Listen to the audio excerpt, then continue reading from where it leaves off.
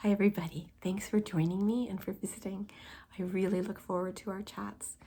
Um, if you're new, if you're new to my channel, welcome in and thanks for giving me a chance. If you like what you see, my niche in the ASMR community is everybody's older aunt or big sister who has learned some things in life and wants to share them. I'm also always going to do positive affirmations. I believe that none of us truly knows how special we are or how much we matter. And if that's what you need to hear, then please hit the subscribe button below. The bell will notify you when I post a new video. If you're already a subscriber or you've been here before and you're just not ready to hit that button, welcome back. Thanks for joining me. As you all know, I've told you before, when I say my prayers at night, I ask for blessings for anyone who watches a video. So please remember that. What I'd like to, this is take 2 of today's video.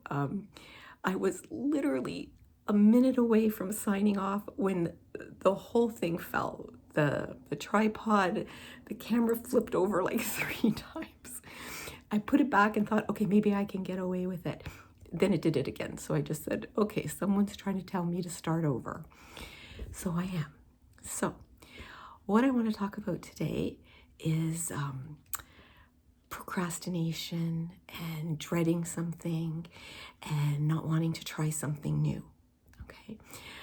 A few months ago, actually many months ago, I started seeing a doctor and he insisted that I do a sleep study. Well, I have never wanted to do a sleep study. Anytime I've heard someone doing a sleep study, my first reaction is, not this girl, not ever. The idea of someone watching me while I slept creeped me out, and God forbid, what if a noise happened? I couldn't. No. Anyways, I pulled up my big girl pants and went to the sleep study, and I found out I have severe sleep apnea. I stop breathing every 2 minutes, which is frightening. So I had to get a CPAP machine. And there's no way in hell I wanted one of those. I was so mad. I was livid. And my husband's like, why are you dreading this? And luckily for me, they're on back order because the supply chain issue isn't completely solved yet. So I had a few months to not have to think about it. But I was on the list and I made sure I was responsible. Then I got the phone call that it was ready. I wasn't happy, but I made the appointment to go and get it. And my husband went with me because, well, he knew that that kind of an appointment would drain me. And because of the brain fog and things with my illness, I have to have somebody take the information in with me. So we went. I have never wanted to bolt from an office so bad in my whole life. I didn't want to do this. And my husband and I kind of got into, not an argument, but he's like, what is your problem? He goes, you are a hypocrite. You would be the first one to tell someone else, this will save your life, do it. And I finally blurted out, it's vanity. I said, I have enough body image problems. I don't need you to see me with the headgear and this big hose coming out. I'll look like Gonzo from the Muppets. He laughed at me. Rather than console me, he just started to laugh, which got me to laugh. So I got this machine.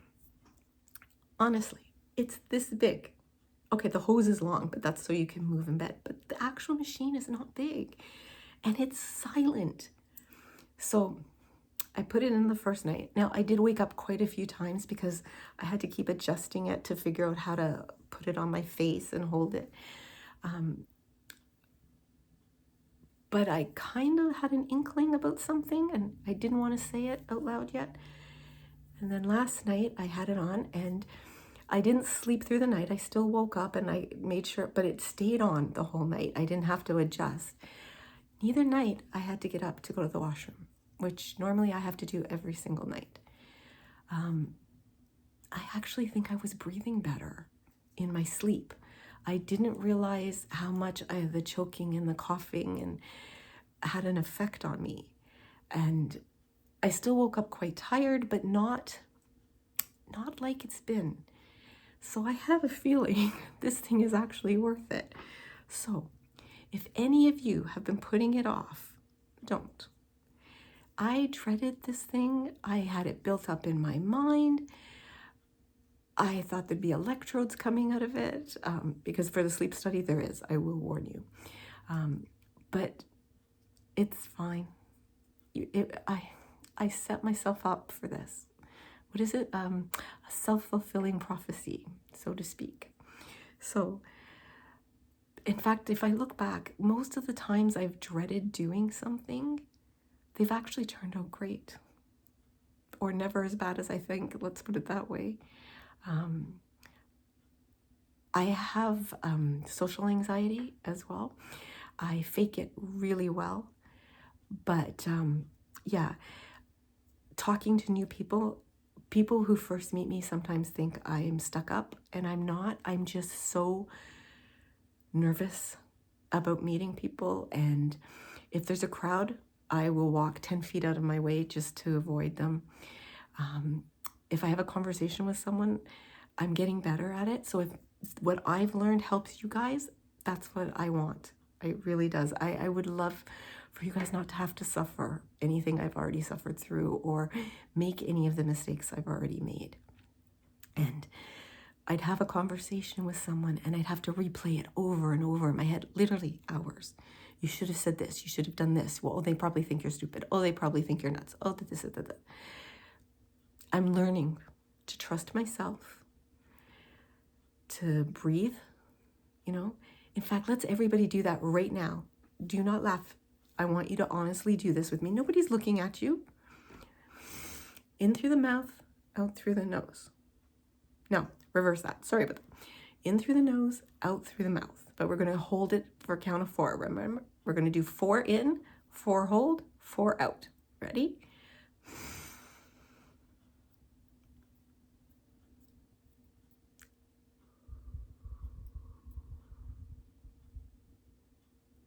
Now do that again if you want, but wherever you are, you just took time for yourself.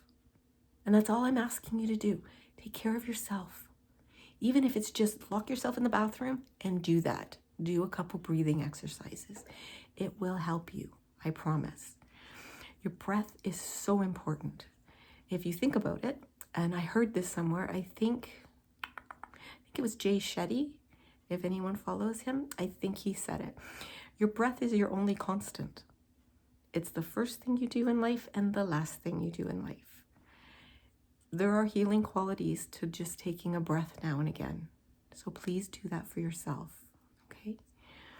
Now, the other thing I'd like to talk about is our control over certain situations. I have been very, very blessed in my life. I have met so many, I call them angels, who become friends. And I've worked with some amazing women and men, but mostly women. I've worked more in the health field. And I will actually probably do videos on all of them. But today's is my friend Catherine. And I adore Catherine. And she's another ginger, so, we stick together. But one of the first things when Catherine and I first met her, she seemed so confident and so self-assured and caring. Her eyes showed how much she cared. But again, I don't know that she really understood that I liked her, as a friend, because like I said, I'm very, very shy. But Catherine had this amazing quality. And it's a quality I really value in people, but I don't think people give it enough value, and it's diplomacy. See, we worked with a lot of very strong characters, very strong personalities, and you have to be diplomatic to juggle everyone and get what you need done. And Catherine was able to do that, especially in our team meetings. I remember her being able to handle things. And there was this one day at the clinic, and I was alone. And a gentleman came in and he was very upset, very angry. And I was sitting at my desk and he was looming over me and yelling at me. And I was scared, I'll be honest. And I stood up and I'm like, you can't talk to me like that. And, you know, you need to go and come back when the person you need to talk to is here. And Catherine came in just after and I was shaking. And she's like, are you okay? That was her first thing, was to make sure I was okay. And I said, yeah, I'm fine. And she asked me later that day, what could you have done to have changed that outcome? And I'm like, nothing. I didn't do anything wrong. And I'll be honest, I was ticked off. But all the way home on the subway that night, I thought about that question and it was bugging me. And I'm like, I didn't do anything wrong. He did it. And I'm like, and the more I thought about it, no, I didn't do everything right. I did a lot of things wrong. I met anger with anger. I met aggression with aggression. I stood up. I didn't validate his feelings at all. What I should have said to him was, I understand that you're upset. I can see the frustration. I'm so sorry that I'm not going to be the one that can help you, but I am the one that will get you that person. I just can't do it right now. I will give you a time, come back in 1 hour, and I will have that person here for you. That would have changed everything. It would have made him have a better experience. I wouldn't have been so upset. But it did. I'm human. It took me a couple days to tell her she was right. And then she taught me something. And I have used this advice my whole life. What she said to me was, you can't always choose what's going to happen to you. That's just life. We can't choose what's going to happen to us. But we can choose how we react to it. That is 100% our choice. It changed how I view things. And I taught Sunday school for 13 years. And then I got out of it for a bit. And then I went back for 2 more. And every child I taught, I told them that. The little ones may not have totally understood it, but I did it in an analogy of a game. And the older kids, they got it. And it's true. We choose how we react to what happens to us. And as long as we remember to keep that choice and not let our emotions or our temperament get the better of us, it can work for the better. Because I know right now that there are those of you that are going through things you have no control over. You didn't ask to be put in the situations you're in, and you don't deserve them. But how you respond, and just by watching, you're watching a video that was titled Positive Affirmations. You're already choosing to help yourselves. And that's everything. And if you don't like my videos, go find videos that you do like. Because if you're searching for someone to tell you that you matter, well, you've come to the right place, because boy, you matter, okay? You are worth more than you will ever know. And you have strength inside of you more than you will ever know. That much I promise you. Okay? I hope that helps. And I hope my 2 little stories have helped you. And remember, get those sleep tests done if you have to do them. Because the thing you're dreading may not be so bad. Or putting it off. Do you know how long I put off starting a YouTube channel? And I cannot tell you the graciousness of the ASMR community. I've had YouTube artists, ASMR artists, I call them, that are just so encouraging. Especially Lottie loves ASMR. You guys know how much I enjoy hers.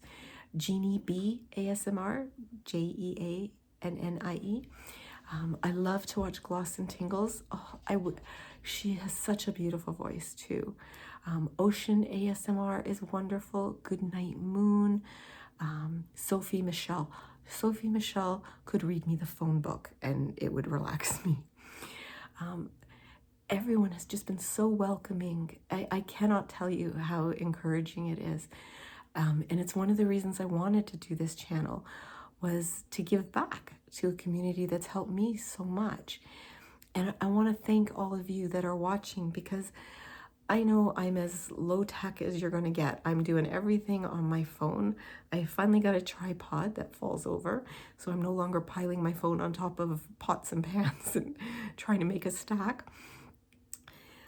And I will get better. I actually just bought a book on how to do YouTube and videos, so I can learn to do more backgrounds, and eventually I want to get into some of the role plays. But I just thought I'd jump on today because I was thinking about the CPAP and all that procrastination and dread. Oh, the amount of energy and time I wasted dreading something before it happened. And it turns out it was useless. I didn't need to dread it at all.